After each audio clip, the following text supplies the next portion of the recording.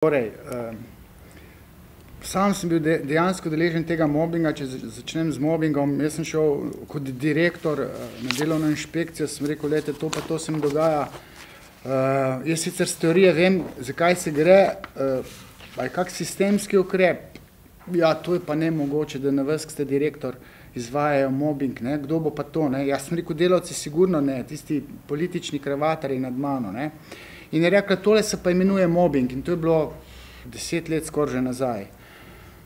In takrat ta mobbing sploh ni bil poznan in sem rekel, zdaj, če pa nihče v tem mobbingu še nič ni napisal, sem rekel, bom pa jaz tole skozi psihoanalizo razložil, zakaj gre. In potem sem začel pisati, pa predavati, tudi na radio so me vabili in ugotovil sem, da se da s teoretsko psihoanalizo, sem prav skozi Freuda, iz psihologije športa, kjer sem zelo doma, narediti nek prenos teorije na psihologijo dela, oziroma časem se je temu rekla industrijsko psihologijo.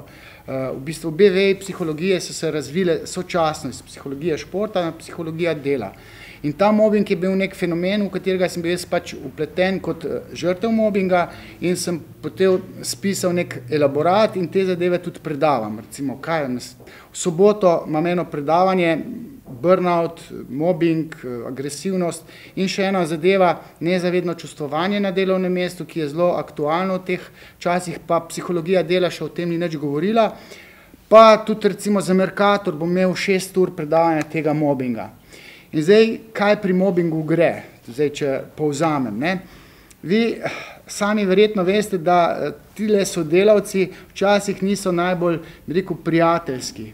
In zdaj, če je sovražno nastrojen do nekega podrejenega delavca šef in če to lahko dela brez omejitev in če se to nadaljuje oziroma če se to dogaja več kot, kaj vem, zdaj zakonodaj piše 6 mesecev ali pa celo 3, da govorimo o mobbingu.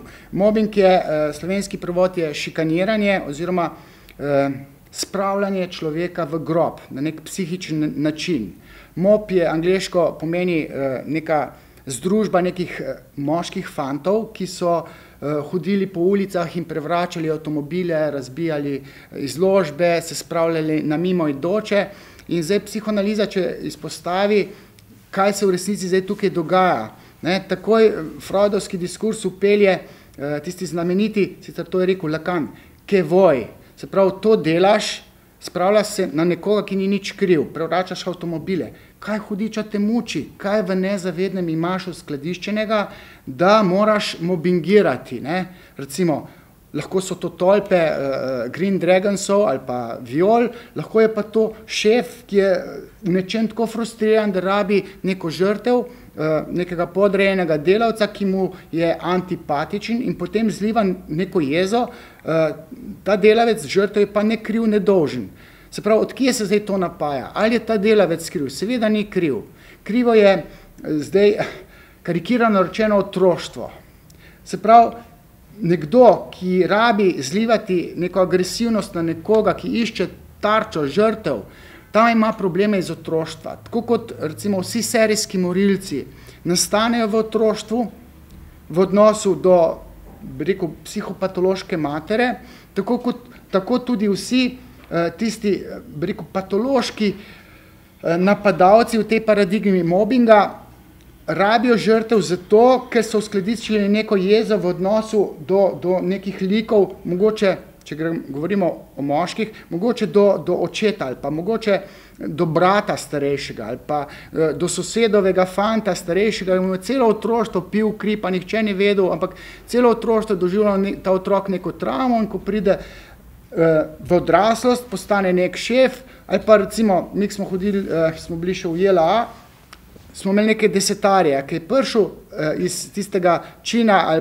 vojnik v desetarja, je uveljavil tisto pravico, si izbral žrtev in sadistično užival. Ta sadizem, uživati v nečem, kar drugi trpi, v nečem, kar je povezano s trpljenjem drugega, to je nekaj, kar moramo povezovati z mobbingom, da bi mobbing v resnici razumeli. In tega mobbinga je danes, nekoč bom rekel, ga ni bilo toliko, ampak v teh divjih kapitalističnih časih je tega mobbinga rekel, statistika kaže, ne toliko v privatnem sektorju, v javnem sektorju, v občinskih upravah, v javnih zavodih, tam, kjer se delodajalcu ne gre za, rekel, za profit, ampak je, ne vem, obstaja neka proračunska sredstva, ni nadzora in če pride nek frustrirani človek na nek položaj, tisto frustracijo iz otroštva, rekel, dežurno prenaša na neke nebogljene delavce, ki nimajo sistemskih pravic in se ne morejo opreti, čeprav zdaj nova zakonodaja pa jaz računam celo od 8. novembra 2008, nova zakonodaja zdaj predvideva veliko ukrepov na račun tega mobinga. Tako, če kdo prišel zaradi mobinga, po novi zakonodaji imate vi marsikakšno pravico, ki jih ni bilo recimo v času, ko sem bil jaz mobingiran. Jaz sem šel na delovno inšpekcijo, smo brez moči, inšpektorca ni nič mogla narediti, mogla bi biti neka tožba. V svetu so tožbe dobivali, vem, da 50.000 takrat še mark so dobivale žrtve, ki so dobivale te mobbing tožbe. Zdaj pa imamo to zakonodajo, da se nek delavec v nekem javnem zavodu ali pa občinski upravi lahko, bi rekel, obrne na nadrejenega, tistega najvišjega in zahteva sistemsko varovanje pravic in delodajalec mu je dolžan priskrbeti recimo zaupno osebo in mimo vseh sodniških nekih tožb zagotoviti, da napadalec stopi 2 koraka stran oziroma se izolira in se temu človeku poravnajo, v bistvu neha biti mobingiran. Roman. V telem sem bil kar izčrt, ne, zdaj na to temo. S tem temelj se še kljub temu pojavlja eno vprašanje. Ali lahko pride pravzaprav do mobinga zato, ker se nekdo boji, da odkrijejo njegova ali pa razkrijejo njegova neprijetna dejanja ali pa dejstva, ki so se pojavljale pri njegovem delu in začne raje prej izvajati mobbing, kot pa da bi bil odkrit. Preventivno grozi, ne, zdaj, če bi kakšnega prijatelja zdaj tukaj upeljali, ne, jaz sem bil povabljen na ekspertizo v nekaj firm, kjer se je dogajal mobbing, recimo. V eno firmo pa pač poslovna skrivnost je, ne bom razlagal, me direktor povabi in jaz, ne vem, se poglobil 2 ženski, mislim, se mobbingirajo načeloma moški, drugega moški, ampak se pa ženska na žensko sprav. Tu pa jaz fantazije nimam, kaj so to sposobne ženske na žensko delati. Tako da jaz poznam enih 10 primerov mobbinga, vsak je različen. Tako da možna je varianta, ne vem, to, kar si povedala, se pravi, da nekdo preventivno napada, da ne bi, ne vem, nekdo spregovoril. Lahko se boji, ker mogoče ima deficit v egu, da bi nekdo napredoval, sodelavec napredoval, on pa stagniral, ne, in v tej hierarhiji napredovanja šefi preventivno blatijo podrejene in jih držijo, ne vem, od napredovanja čim bolj stran, zato da ohranjajo pozicijo moči in oblasti. Se pravi, ženske, ki se spravljajo ena na drugo, mislim, tukaj, ker sem jaz rešil 3 probleme ženskega mobbinga, sem se prvi vprašal, moški, kdo je isti, imate istega ljubimca, ne?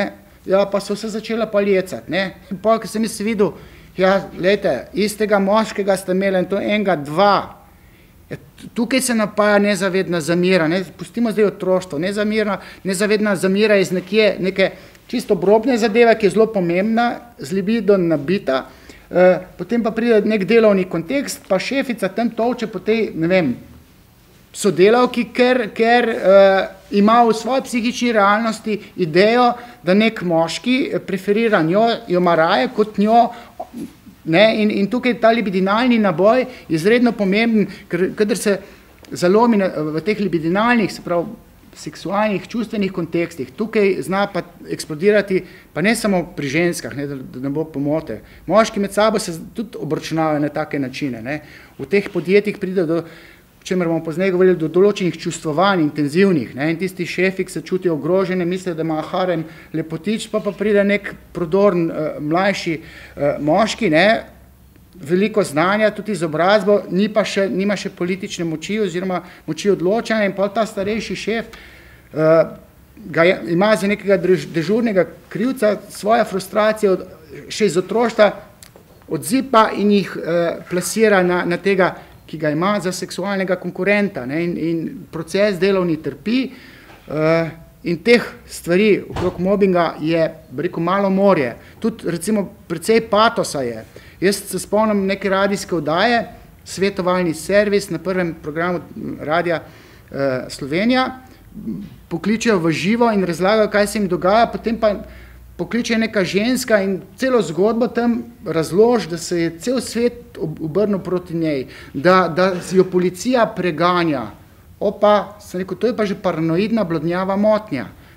To je pa za psihiatra, ne? To imajo pa v psihični realnosti nekaj, kar ni. Ne gre za šizofrenijo, ampak gre za neko motnjo in pa sem tudi v nekem osebnem svetovanju imel primer, ki človek razlagal, kaj vse se mu dogaja. Ne? In pa se jaz 14 dni poglabljam v zadevo, tudi preverjam vse zadeve, pa vidim človek, da ima, v bistvu je že bil pri psihiatru, da ima paranoidno blodnjavo motnjo. To je pa bolezen, ne? To je pa patos. In se me samo dozdevalo, da se mu dogaja mobbing. Tako da teh variant mobbinga je zelo veliko. In moram poudariti, ne, ni vsak konflikt mobbing. Mene pokliče v času recesije zašponjena situacija in pravi, da se mi dogaja mobbing. Koliko časa pa? Ja, 14 dni. Čakajte malo, to zdaj je nek konflikt, sta se malo sprla, našponjena situacija, recesija, odpuščanja in ljudem teče voda v grlo, ampak vsak konflikt še ni mobbing. Mobbing je takrat, kadar pride še do nekega negativnega čustvovanja med dvema, med žrtvijo in napadalcem. In navadno je problematičen zgolj napadalec. Ampak včasih obstajajo pa tudi žrtve, ki imajo neko mazohistično tendenco, rekel karikirano rečeno, ni srečen, če ga nekdo skozi ne špika. Se pravi, ni srečen, če ni nesrečen. In patološko išče nekoga, ki ga bo imel za žrtev. Tudi te variante obstajajo. Tako da skozi psihoanalizo, rekel, obstajajo neke univerzalne stvari, ampak ni pa za posploševati. Treba je vsak primer mobbinga preveriti dejstva, ne, vsaka plat ima dve medalji, ne, če vi slišite zgodbo napadalca, pa zgodbo žrtve, ne, to so čist dve različne, ne, treba pa še druge vprašati okrog, pa preverjati dejstva, pa brati simptome, ne, nekoga vprašati, a si mu, ne vem, to pa to res delal, ne, pa tam se zapre roko gor, ne upa povedati, ne, in pol tudi z teh simptomov se da razbrati, ali je kaj za tem mobbingom ali ne. Je pa res, da vsi dajo pa roko v ogenj za svojo verzijo resnice. Skoraj 100% drži moja zgodba. Nek neutralen razsodnik bo pa rekel, to je pa čisto drugače, ne? Ni res. Ampak oba dva žrtev in napadalec bosta dala roko v ogenj, da ima to ona dva prav. In tukaj je to zagatno, tudi za neko moralno inštanco razsojanja, zaupno osebo, komisijo, ki se ustanovi in se mora ustanoviti v vsakih teh firmah, zdaj po novi zakonodaji. Stvar je zelo zagatna okrog tega mobbinga. Torej, se ga da dokazati na težek ali lahek način? Ja, jaz bom rekel, ko so mene povabili na neko ekspertizo, sem jaz, bi rekel, 20 strani napisal, dal direktorju in sem mu svetoval, kako naj ukrepa. Moj nasvet je bil pa v tem, da ta dva sodelavca razdvoji, razdruži jih, ne smeta delati skupaj, ker ta žrtev lahko je tudi nezavedno hlepi potem, da bi bila žrtev, ali pa reagira s pretirano jezo v nekem napadalnem tonu, kar je sicer v redu, ampak zadeva se lahko zaplete, če se stvar ne razdruži z avtoritativnim posegom, ker problem mobbinga je, da pa napadalci, ki so v resnici sporni, da ko zgubijo žrtev, najdejo drugo žrtev, v čist drugem naslednika, ki zopet ni nič kriv, in pa so pa šef, ki mora to spremljati, se zamisli, čakaj, tukaj sem te umaknil, zdaj si novega najdu, kaj je s tabo narobe? Ker tako kot serijski morilci, vedno si najde novo žensko, zato ker ima neporavnane račune z mamo, Ed Kemper, znameniti serijski morilec, ubil dedka babico pri 16 letih, 6 let v poboljševalnic, pri 21 letih je še 12 žensk ubil. Pa zadnjo je pa mamo ubil, in ki je mamo ubil, je rekel, zdaj sem pa ozdravljen ubijanja. Se pravi, serijskega morilca se ne da pozdraviti, ker ima to ugravirano svojo strukturo duševnosti iz otroštva. In ti napadalci v tej klasični paradigmi mobbinga imajo mnogi toliko potlačitev iz otroštva, tako dispozicijo imajo, da rabijo žrtev. In če nekoga zgubijo, si najdejo drugega. Vedno rabi konflikt, vedno rabi, da zliva jezo ven. In neka avtoriteta, nek šef, nek direktor, če sam ni napadalec, se pravi, če je napadalec nekdo podrejen, mora pasti na tega spornega agresivca, sadista, ki ta sadist namreč uživa v tem, ko vidi, da žrtev trpi. V tem je problem mobinga. Problem je užitek napadalca. Sej, če je bilo to njemu muka delati, bilo vse ok, ne bi se takoj pozdravil, ampak napadalci navadno sadistično uživajo in to je problematično.